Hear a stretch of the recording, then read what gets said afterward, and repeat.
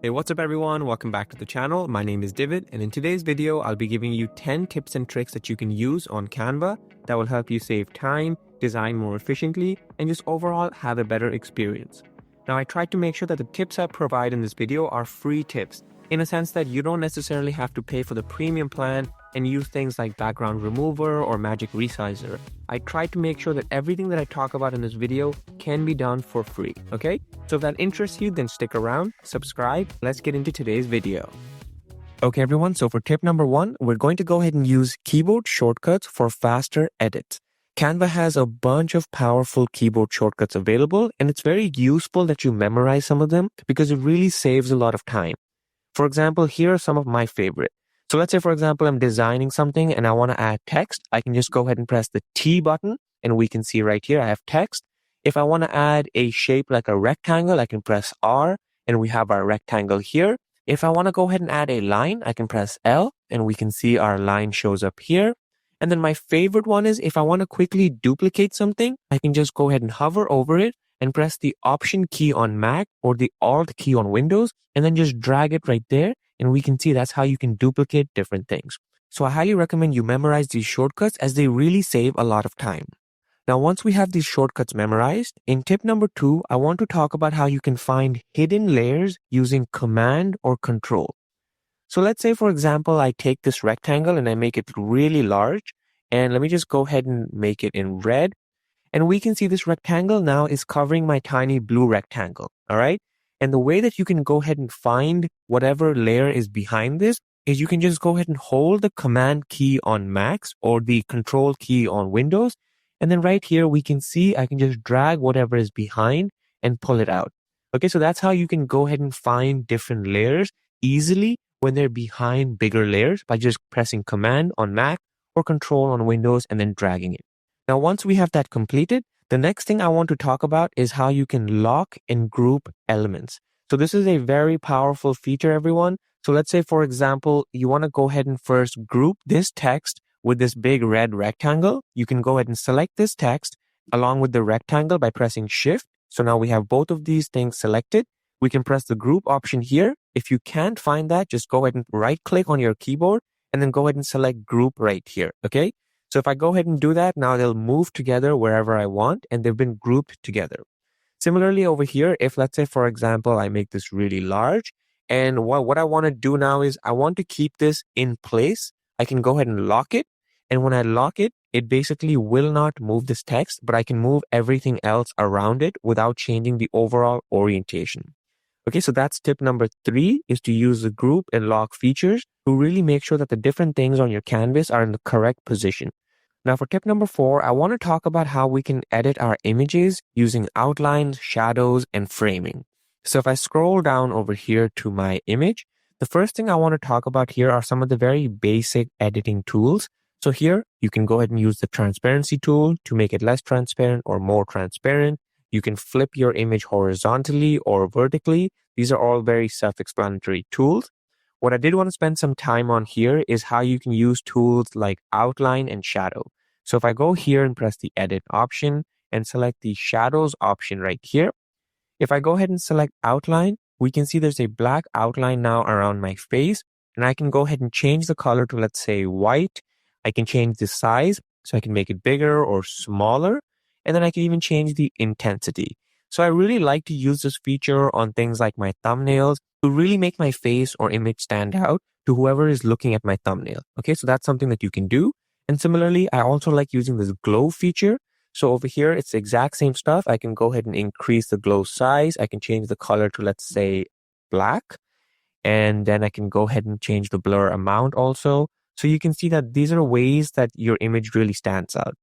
So once we have that done, the next thing over here I want to talk about in this tip is how you can add frames or make your image put into a frame. So if I go to elements here and choose this frames option, I can go ahead and choose any of these shapes and then put my image into that shape. So I'm just going to go over here, choose a circle, make it a little big, and then I can just go ahead and put my frame into that circle. So it adds a nice little effect. Okay, I can even go ahead and reposition it. And if I want to go ahead and detach it, I can just go ahead and right click, press the detach image right here, and that's how you detach it from the frame. Now, once we have that understood, in tip number 5, I want to talk about how you can visualize data using pie charts, bar charts, line graphs using Canva. So I'm going to go ahead and add a new page over here. And then right here, I'm going to go ahead and press the clear option.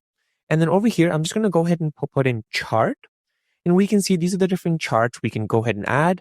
So I'll add a, for example, bar chart. And I'll even go ahead and actually add a pie chart just to show you what both look like. So let me just go ahead and reposition them. And here you can go ahead and put in whatever you want in terms of metrics, and it will just automatically appear on Canva. So for example, in my bar chart, I can go ahead and make the changes over here directly. So I can say this is 35, for example, and we can see this change appears.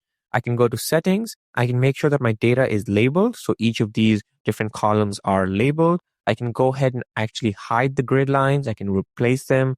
I can keep the legend or not. All of these different things can be changed. And that's how you can add them onto your presentations or wherever you need them for your Canva designs. You can apply the exact same features and functionalities to your pie charts over here. Instead of, for example, using percentages, you can use numbers and then go about it accordingly by adding your data.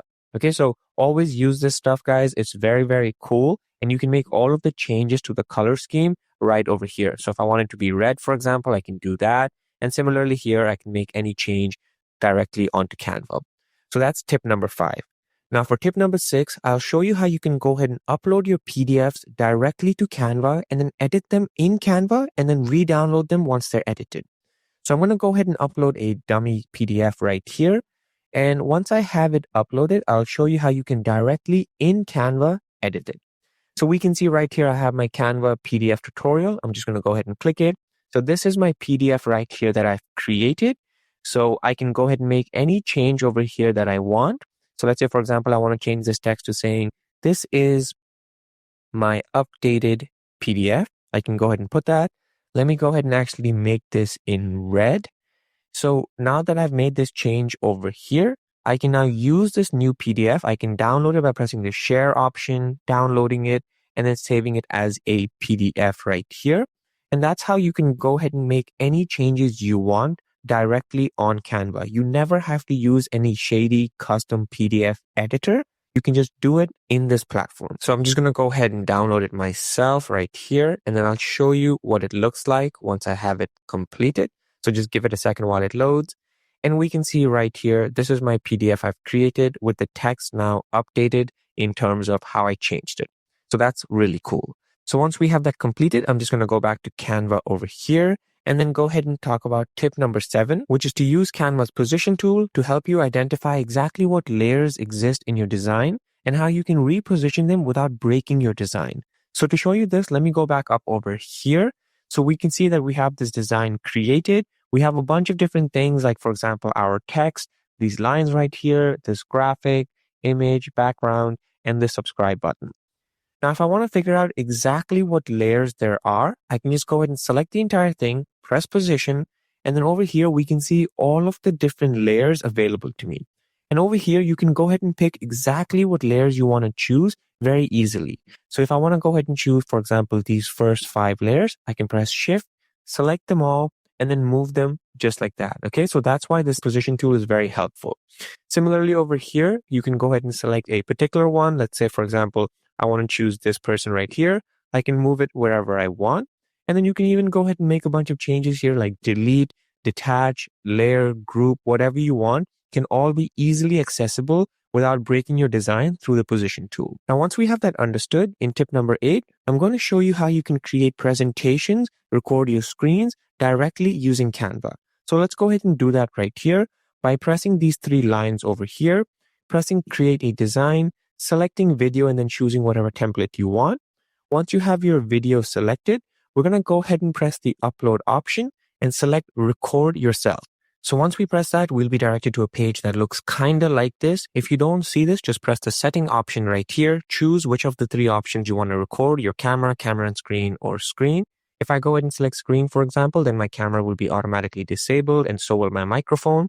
So I can go ahead and select this right here, press the record button.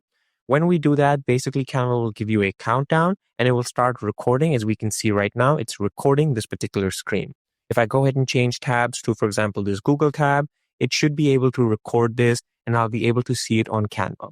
So I'm going to go back to my Canva screen here. I'll press the done option over here. Once you're happy with it, you can go ahead and press save and exit. And then once we do that, we can see right over here, it will be available to us. Okay, so I can go ahead and make any changes. I can go ahead and play it right here to see what it sounds like. And then over here, if everything is good, then we can go ahead and actually use it in our presentation. Okay, so that's how you can go ahead and use this to record your screen, record yourself, or record your camera. So once we have that understood, in tip number 9, I want to talk about how we can use Canva's grid view feature to see all of our designs in one centralized place. So if I go to this tab over here, we can see these are all of my thumbnails that I've created for my YouTube videos. Now, if I wanted to take a look at all of them, I'd have to scroll down one by one in this view. However, there's a much more efficient way of doing it, and that is through pressing this button right here, which is grid view, which shows me all of my canvases right here in one place. Okay, so this is really, really helpful. I use it all of the time. If, for example, I want to create a video around YouTube, for example, I can just go ahead and press add a page, and then I can go ahead and use a similar thumbnail design. Or if I want to go ahead and move something down over here, I can do that. And then I can even just go ahead and delete stuff, group stuff, anything I want to do, I can see it all here. So it's really, really helpful. Okay, so that's tip number 9.